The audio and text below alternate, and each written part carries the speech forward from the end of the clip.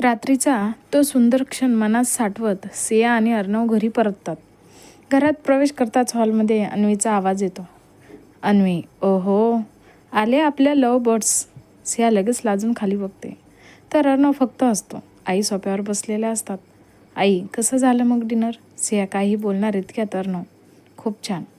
अन्वी लगेच मध्येच, अन्वी, फक्त डिनर छान झालं की अजून काही? हे ऐकताच सिया पूर्ण लाल होते. अर्णव हसत तिच्याकडे बघतो.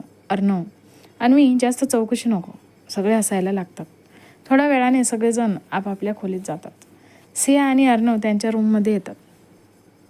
खिडकीबाहेर अजूनही हलका पाऊस सुरू असतो. सिया बाल्कनीजवळ उभी राहून पावसाकडे बघत असते. अर्णव तिच्या शेजारी येतो. काही क्षण दोघेही शांत उभे असतात. मग अर्णव हळू आवाजात म्हणतो, अर्णव, आजचा दिवस मी कधीच विसरणार नाही. सिया हलकंच हसते. सिया, मी सुद्धा. अर्णव तिच्याकडे बघत राहतो. त्याच्या डोळ्यात आज एक वेगळीच शांतता असते. अर्णव, सिया, धन्यवाद. सिया आश्चर्याने, सिया, कशासाठी? अर्णव, माझ्या आयुष्यात आल्याबद्दल. हे ऐकताच सियाच्या डोळ्यात हलकी चमक येते. ती काही बोलत नाही, फक्त त्याच्या खांद्यावर डोकं ठेवते. अर्णव अलगद तिच्या डोक्यावर हात फिरवतो. बाहेर पाऊस पडत असतो. आत मात्र दोघांच्या मनात एक सुंदर शांतता असते. त्या रात्री कोणतेही मोठे शब्द नसतात, कोणतीही घाई नसते. फक्त एक सुंदर जाणीव असते की आता ते दोघे फक्त नवरा बायको नाहीत, तर एकमेकांच्या आयुष्याचा सर्वात सुंदर भाग बनत चाललेले असतात.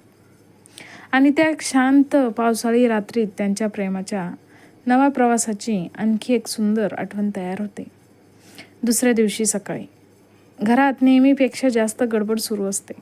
किचनमध्ये आई आणि काकू नाश्त्याची तयारी करत असतात. हॉलमध्ये सजावट केली जात असते, कारण आज अन्वीला पाहायला पाहुणे येणार असतात. अन्वी मात्र तिच्या खोलीत आरशासमोर उभी राहून स्वतःकडेच बघत असते. तिच्या चेहऱ्यावर हलकी नर्वसनेस असते. इतक्यात दरवाजा उघडून अर्णव आत येतो. अर्णव, वा वा, अन्वी मॅडम, आज तर खूपच सिरियस दिसतात.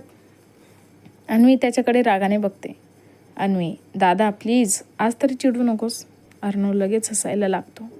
अर्णव, अरे वा, कालपर्यंत मला चिडवणारी माझी बहीण आज एवढी घाबरली कशी? अन्वी, मी घाबरलेली नाही आहे. अर्णव, हो का? मग हात का थरथरतायत?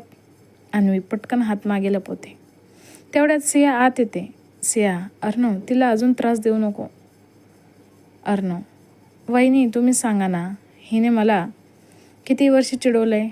अन्वी, आणि अजूनही चिडवणारही आहे. अर्णव, आजपासून नाही, आता तू मोठी झालीस. अन्वी उशी उचलून त्याच्याकडे फेकते. सगळे हसायला लागतात. थोड्याच वेळात सिया आणि आई मिळून अन्वीला तयार करतात. हलका गुलाबी रंगाचा ड्रेस, साधा मेकअप आणि चेहऱ्यावर गोड स्मित. अन्वी खूप सुंदर दिसत असते. खाली हॉलमध्ये अर्णव पाहताच काही क्षण थांबतो. अर्णव, अरे वा, माझी छोटी बहीण एवढी मोठी कधी झाली? अन्वीच्या डोळ्यात नकळत पाणी येतं. ती हसत म्हणते, आता इमोशनल होऊ नकोस दादा. अर्णव तिच्या डोक्यावर हलकी टपली मारतो. अर्णव, जा आणि स्वतःसारखीच राहा, बाकी काही विचार करू नकोस. अन्वी हसून मान हलवते. तेवढ्यात बाहेर गाडीचा आवाज येतो. आई हळू आवाजात म्हणतात, आई, बहुतेक पाहुणे आले. क्षणभर घरात शांतता पसरते. अन्वीचा श्वास थोडा वाढतो आणि सिया अलगद तिचा हात पकडत म्हणते, सिया, काळजी करू नकोस, सगळं छान होईल. अन्वी तिच्याकडे बघून हलकंसं असते आणि मग घराच्या दरवाजाकडे सगळ्यांच्या नजरा वळतात. दरवाजाची बेल वाजताच अर्णव जाऊन दरवाजा उघडतो. समोर उभे असलेले पाहुणे पाहून काही क्षण तोही थोडा आश्चर्यचकित होतो. समोर एक प्रतिष्ठित आणि श्रीमंत कुटुंब उभं असतं. वडील विशाल मेहरा, शहरातील मोठे उद्योगपती, आई सुजाता मेहरा, शांत आणि सुसंस्कृत व्यक्तिमत्व, आणि त्यांचा मुलगा आदित्य मेहरा, उंच, देखणा, आत्मविश्वासू, पण त्याच्या चेहऱ्यावर अजिबात गर्व नसतो. त्यांच्या मागे आणखी एक तरुण उभा असतो. काळा शर्ट, शांत नजर आणि चेहऱ्यावर एक गूढ स्मित. सगळे पाहुण्यांचं स्वागत करून त्यांना आत बसवतात. थोड्या वेळाने अन्वी खाली येते. आदित्यची नजर त्याच्यावर पडताच तो काही क्षण त्याच्याकडेच पाहत राहतो. अन्वी ही लाजत खाली बसते. दोन्ही कुटुंबांमध्ये गप्पा सुरू होतात.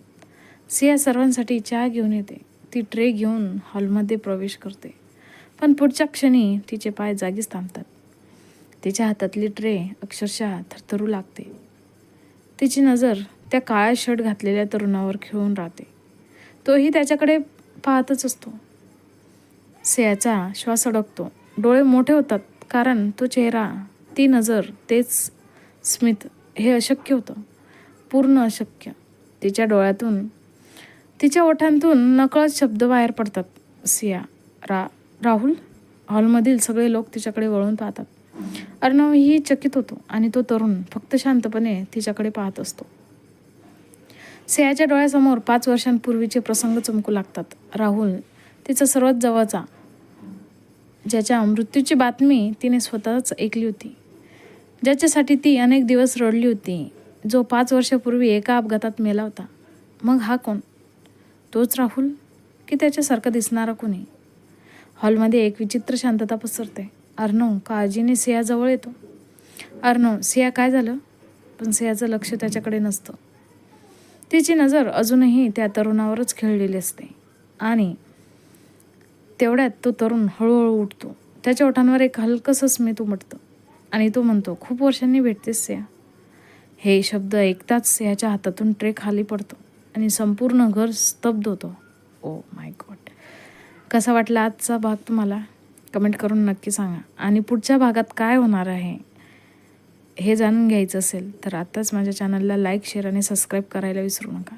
धन्यवाद.